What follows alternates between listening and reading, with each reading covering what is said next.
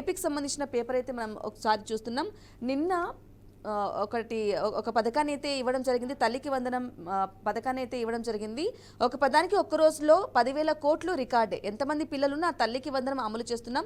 4 పిల్లలున్న తల్లులకు 20,053 మంది మొత్తం ముఖ్యమంత్రి చంద్రబాబు అయితే వెల్లడించారు. ఇక వైకాపా విషయ ప్రచారం చేస్తుందని కూడా మండిపడ్డారు అంటూ కూడా ఏపీకి సంబంధించిన పేపర్ చూస్తాం. రైట్, ఎస్, నిన్న మాట్లాడుకున్నట్లు తల్లికి వందనం పథకానికి సంబంధించి మనం మాట్లాడుకున్నప్పుడు మీరు ఒకటే చెప్పారు, అందరి పిల్లలకు అంతమంది పిల్లలకు కూడా ఇది వర్తింపజేస్తే బాగుంటుందని మీ అభిప్రాయాన్ని మీరు వ్యక్తం చేశారు.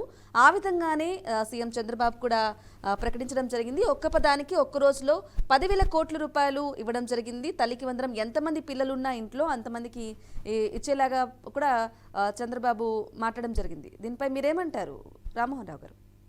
నిన్న మన వివరాలు కొన్ని అందరే కనుక కరెక్టే. నిన్న మనం అనుకుందంటే మీకు 15,000 మీకు 15,000 అని చాలా స్క్రోల్ చేశారు, సేవలు చేశారు, నవీన నాపచేనే పండింది అన్నట్టు వాళ్ళు ఇస్తున్నారు, కరెక్టే. కానీ ఇలా కొన్ని నిబంధనలు పెట్టారు, షరతులు వర్తిస్తాయని చెప్పలేదు. లెక్కకైతే 87,000 కోట్ల మంది ఈ పథకానికి అర్హులు. అన్ని మొత్తం పిల్లలు 8,70,000 మంది అర్హులు, అంటే 87 లక్షల మంది అర్హులు. కానీ ఏమైందంటే ఈ ఇందులో రేషన్ కార్డు, తెల్ల రేషన్ కార్డు ఉండాలి. 10,000లో మన ప్రభుత్వ ఉద్యోగులు ఎవరు ఉండకూడదు. అది మంచిదే, దాన్ని అనట్లేదు. కానీ కొన్ని నిబంధనలు పెట్టారు. అంటే మనకి ఆ ఇన్కమ్ ట్యాక్స్ కట్టకూడదు. అట్లానే 10,000 రూపాయల సంవత్సర ఆదాయం రేషన్ కార్డు సరిపడా చిన్న కారు, పెద్ద కారు రైతులు 5 ఎకరాల భూమికి మించవద్దు.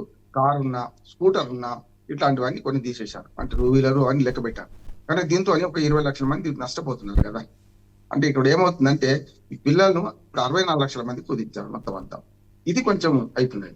నేనేమంటున్నాను అంటే కుదించడం కరెక్టే, కానీ వాళ్ళు ఎవరైతే ప్రభుత్వ స్కూళ్ళలో చదువుతారో వాళ్ళకి ఎందుకు ఇవ్వద్దు? నేనంటే ఈ నిబంధనలను పక్కన పెట్టేసి ప్రభుత్వ స్కూళ్ళలో చదివిన వారికి మాత్రమే ఈ పథకం వర్తిస్తుంది. అంటే ప్రభుత్వ స్కూళ్ళకి పంపుతారా లేదా వాళ్ళు తెలుసుకుంటారు కదా. ఇప్పుడు ఇవన్నీ నిబంధనలు పెట్టేవాళ్ళు ఇందులో తీసేస్తే ప్రభుత్వ స్కూల్ బలోపేతం కావాలంటే ఇప్పుడు ఏమైతుంది? నేను చెప్పాను కదా అంతకుముందు, అమ్మ ఒడి నాన్న బుడ్డికి మనకు వచ్చింది అన్నారు. ఇప్పుడు తల్లికి వందనం, మరి నాన్నకు మందే మాత్రం అయితే అనుకుంటున్నారు కదా, కష్టం కదా. ఇప్పుడు మందు కొనుక్కోవడానికి పనికి వస్తుండొచ్చు కదా. కానీ నేనేమంటున్నాను అంటే ఎవరైతే ప్రభుత్వ స్కూల్లో చదవడానికి కొంచెం వెనకాడుతుంది కదా, ఏ పిల్లలైతే ప్రభుత్వ స్కూల్లో చదువుతారు, అది ప్రభుత్వ స్కూల్లో ఉపాధ్యాయులు పిల్లలైనా సరే ఆ రకమైన ప్రోత్సాహం ఇచ్చిందనుకోండి, ప్రభుత్వ స్కూళ్లు బలోపేతం అయితే అడ్మిషన్లు పెరుగుతాయి. ఇట్లాంటి షరతులు వర్తించే పరిస్థితి ఉండదు. అప్పుడు ఒకటే షరతు, దానికి ఒక మంచి ఉదాహరణ చెప్తాను, సక్సెస్ స్టోరీస్. తెలంగాణలో ఏదైతే కేసీఆర్ కిట్ అని 13,000 ఆడపిల్లలు పుడితే, మగపిల్లలు పుడితే 12,000 అమలు చేశారు. ఎక్కడ?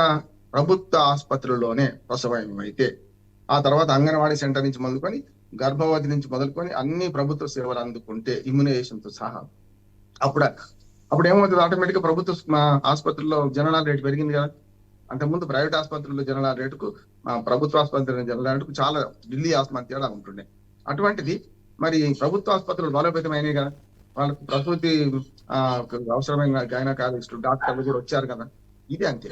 ప్రభుత్వ ఆసుపత్రుల్లో ప్రసవం అయితే కేసీఆర్ కిట్లు, ఇప్పుడు కేసీఆర్ కిట్ లేదు తెలంగాణ కాంగ్రెస్ గవర్నమెంట్ వచ్చినాక, కానీ అంతకుముందు జరిగింది చెప్తున్నాను. ఇవాళ అదే పద్ధతిలో ప్రభుత్వ స్కూళ్లలో చదివే పిల్లలకు మాత్రమే వర్తిస్తుంది అని ఒక షరతు, ఏ షరతు అవసరం లేదు. అది ఎవరైనా సరే, కోటీశ్వరుడైనా సరే ప్రభుత్వ స్కూళ్ళలో చదివితే ఇది వర్తిస్తుంది అంటే ఆటోమేటిక్ అయిపోద్ది కదా. అందుకని కొన్ని నిబంధనలు మొత్తం వ్యవస్థను మారుస్తాయి. ఒక మాట చెప్తాను, అమెరికాలో మనకు నైబర్హుడ్ స్కూల్ సిస్టమ్ ఉన్నది. అంటే వాళ్ళ ఆవాసాల్లో ఉన్న స్కూల్ని చదవాలి. అంటే ఈ అడ్రస్ లో ఉన్న వాళ్ళందరూ అక్కడ 1, 2 స్కూల్ ఉంటే ఆ స్కూల్లో చదవాలి అని నిబంధన ఉన్నాయి. దానివల్ల ఏమవుతుంది? ఆ స్కూల్ బాగా ఉంటే అక్కడి నివాసాలు పెరుగుతాయి, ఆఖరికి అద్దెకు వచ్చే వాళ్ళు కూడా పెరుగుతారు. అంటే ఆసుపత్రులు, విద్య, వైద్యం, ఉపాధి, ఈ 3 మొత్తం నగరీకరణకు దారితీస్తే కనుక ఈ 3 ఎక్కడ ఉంటే అక్కడికి పోతాం. హైదరాబాద్ నగరం ఇవాళ విశ్వనగరంగా, ఆక్టోపస్ లాగా ఇదొకటే కాదు, విశాఖపట్నం కానీ వేగంగా ప్రపంచంలో వేగంగా పెరుగుతున్న నగరం కనుక పట్టణాలకు ఎందుకు పోతున్నారు ప్రజలు? విద్య, వైద్యము, ఉపాధి, ఈ 3టికే పోతారు. కనుక ఈ 3 ఒకే దగ్గర కల్పిస్తే ఎక్కడైనా అక్కడ ఉంటారు కదా, ఎక్కడ కల్పిస్తే అక్కడ ఉంటారు కదా. కనుక ఇక్కడ నైబర్హుడ్ స్కూల్ సిస్టమ్ ఎట్లాగో అమెరికాలో ఉందో, మన NHS national health service Britain లో ఉందా, అట్లా ఈ 2 కూడా అందరికీ వైద్యం ఉచితం, అందరికీ విద్య ఉచితం. ఆ విద్య కూడా ఏ ఆవాసాల్లో ఉన్నారో ఆవాసాలు దాటిపోవడానికి వీల్లేదు. అమెరికాలో చాలా కఠినమైన చట్టాలు ఉన్నాయి. ఒకవేళ మీరు మంచి స్కూల్ కనపడుతుంది కానీ అక్కడ అడ్రస్ లో మీరు నివసించడం లేదు, అప్పుడు ఏం చేస్తారంటే అక్కడ అద్దెకు తీసుకునే తల్లిదండ్రులు మారుతారు. మనం కూడా చూస్తుంటాం కదా, అవును. మంచి హాస్టల్ కోసం, మంచి స్కూల్ కోసం మనం నగరాలు మారుతాం, పట్టణాలు మారుతాం, రాష్ట్రాలు మారుతాం. ఇదే అండి. కనుక ఇక్కడ చేయాల్సిన పని ఏంటంటే అందరూ ప్రైవేట్ స్కూల్ చదివిన కాదు, కేవలం ప్రభుత్వ స్కూల్ చదివిన వాళ్ళకే ఇవి ఈ ఇస్తామంటే పథకాన్ని నష్టమేం లేదు. వర్తింపజేయాలి. యెస్. కొంత వాదన ఉంటుంది, సరిపోవు కదా సార్ ప్రభుత్వ స్కూల్. సరిపోనంత డిమాండ్ వస్తే స్కూల్ కొత్తవి వస్తాయి కదా, అవును. మూతపడ్డ స్కూల్ తెరుచుకుంటాయి కదా.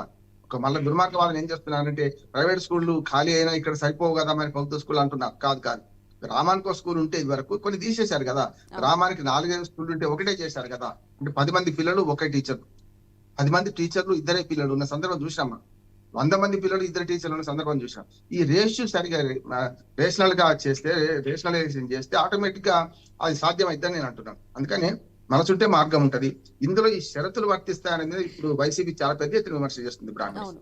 ఎందుకంటే అటు ప్రతిపక్షం ఊరుకోదు కదా, అందరికి ఇస్తా అన్నారు, 20 లక్షల మంది పిల్లల్ని ఎట్లా ఇచ్చి పెడతారు అంటున్నారు కదా వాళ్ళు కదా. కనుక 87 లక్షల మందికి ఇవ్వాల్సింది 67 లక్షల మందికి, 64 లక్షల మందికి ఎట్టిస్తారు? 24 లక్షల మంది పిల్లలు పోతున్నారు కదా మీ నిబంధనల వల్ల అంటున్నారు. నేనేమంటున్నాను అంటే ఈ నిబంధన పెట్టిన అనుకోండి, ప్రభుత్వ స్కూళ్ళలో చదివిన వాళ్ళకి ఇస్తా అంటే గొడవే లేదంటున్నాను. ఏ రేషన్ కార్డు అవసరం లేదు, ఏ ఆదాయ సర్టిఫికేట్ అవసరం లేదు, ఇదే అవసరం లేదు, కార్ అవసరం లేదు, స్కూటర్ అవసరం లేదు, ఇంకేం అవసరం లేదు. అప్పుడు ఇంకోటి ఏమైంది అంటే ప్రభుత్వ స్కూల్ బలోపేతం కావడానికి కూడా మరొక 15 ఇల్లు ఇస్తారు చెప్పండి. Yes, టీచర్లు, అవును. కొత్త టీచర్లు నియమించండి. ఇంకొక మాట కూడా చెప్తాను, ముగిస్తాను నేను. ఇప్పుడు డిఎస్సి పడుతుంది అక్కడ ఆంధ్రప్రదేశ్ లో. డిఎస్సి లో దాదాపు 16,000 మంది టీచర్లు నియమిస్తా అంటున్నారు. అది 16,000 మంది టీచర్లకు తగ్గ పిల్లలు ఉండాలి కదా అక్కడ. ఇదైతే సాధ్యం అవుద్ది అంటున్నాం. ఇప్పటికే విద్యా హక్కు చట్టం ఏం చెప్తుందంటే 1:30, ఒక్క టీచర్ కు 30 మంది పిల్లలు ఉండాలి. ఇప్పుడు ఆంధ్రప్రదేశ్ లో ఎంత ఉంటుంది తెలుసామా? 19 మంది ఉన్నారు. అంటే టీచర్ నియామకం వేస్ట్ వద్దనే పరిస్థితి వస్తుంది. కనుక ఆ పెరిగితే, ఆ రేషియో పెరిగింది అనుకోండి, అప్పుడు ఆటోమేటిక్ ఉంటది కదా. కనీసం 10 మంది పిల్లలు ఒక టీచర్ ఇస్తామంటున్నారు. 30 దాటితే ఇంకో రెండో టీచర్ ఇస్తా అంటున్నారు. 100 దాటితే మూడో టీచర్ ఇస్తా అంటున్నారు కదా. అట్లా టీచర్ల సంఖ్య పెరగానన్నా, పిల్లల సంఖ్య పెరగానన్నా ఈ పథకాన్ని దీనికి అనుసంధానం చేయాలంటున్నాను. ప్రభుత్వ స్కూళ్ళలో చదివే పిల్లలకే ఈ తల్లికి వందనం వస్తుంది అని అంటే ఆటోమేటిక్ గా ప్రభుత్వ స్కూల్ దిశ మారుతుంది, దిశ మారుతుంది. మోహన్ రావు గారు, ఎస్, ఖచ్చితంగా దానికి సంబంధించి కూడా మీ విశ్లేషణ చాలా క్లియర్గా కూడా విశ్లేషణ అభిప్రాయాన్ని కూడా వ్యక్తం చేశారు. అలాగే వైకాపా ఏ విధంగా అయితే విష ప్రచారం చేస్తుంది, ఎందుకంటే ఒక్కరికి మాత్రమే ఇస్తున్నాం అని చెప్పేసి ఇస్తున్నారు, కానీ కూటమి ప్రభుత్వం చెప్పిన మాట నెరవేర్చుకుంటుంది, ప్రధానంగా అదే హైలైట్ చేస్తూ ఉంది. ఎలా అంటారు? కన్క్లూడ్ చేయండి లాస్ట్గా. అందుకేనమ్మా ఇప్పుడు కూటమి ప్రభుత్వం అందరికి ఇవ్వదు. ఇప్పటిదాకా 1 ఇయర్ నుంచి విమర్శ వస్తున్నది. మెల్లమెల్లగా హామీలన్నీ వరుసగా చేస్తామంటున్నారు. 15th ఆగస్ట్ నుంచి బస్సు ప్రయాణం, మహిళలకు ఉచిత బస్సు ప్రయాణం కూడా చేస్తా అని హామీ ఇచ్చారు. ఆర్థికంగా వెసులుబాటు తీసుకొని చంద్రబాబు నాయుడు గారు ఒక తెలంగాణలో కాంగ్రెస్ ప్రభుత్వం పెట్టుకున్నట్టు ఒక టార్గెట్ పెట్టుకోవాలి. అంటే 100 రోజులు, 200 రోజులు ఈ డేట్ అని చెప్పలేదు. కనుక 1 ఇయర్ అయిపోయిన తర్వాత విమర్శలు వస్తాయి, హామీలు అమలు కావడం లేదని. వరుసగా కొన్ని చేస్తామని చెప్తున్నారు. ఇవాళ నిన్న నుంచి స్కూల్ తెరిచారు కనుక తల్లికి వందనం మొదలు పెట్టారు, కాదంటలేదు. అంటే ఇప్పుడు ఏమైతే విమర్శకు ఈ 2 పక్కల ఉంటది కదా, బొమ్మ పరుసు 2 చూడాలి కదా. అందరికి ఇస్తామని వీళ్ళు ఎందుకు మినహాయిస్తున్నారు అంటున్నారు. మేము అప్పుడు ఒక్కరికి ఇచ్చిన అందరికి ఇచ్చాం కదా, ఇవేమి ఈ షరతులు పెట్టలే కదా. ఇప్పుడు షరతులు పెడుతున్నారు. షరతుల వల్ల మళ్ళీ 20 లక్షల మంది పిల్లలు అయితే నష్టపోతున్నారు కదా. మీరు చేసే పని అంతే, మేము చేసిన పని అంతే కదా అని మాట.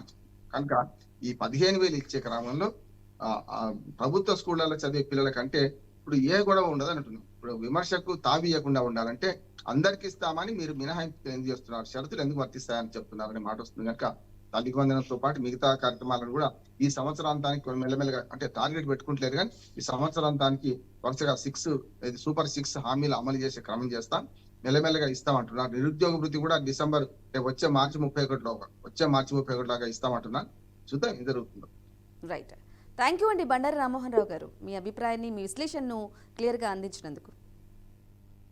రైట్. ఇక ది ఫస్ట్ ఎడిషన్లో చూసుకున్నట్లయితే ఇక నిన్న ఘోర విషాదకరణ ఘటన అయితే జరిగింది. టేకాఫ్ అయిన విమానం కొద్దిసేపటికే అహ్మదాబాద్లో కూలిపోవడం జరిగింది. ఈ నేపథ్యంలో బిల్డింగ్ పైన కూలడం వల్ల 24 మంది సిబ్బంది, అలాగే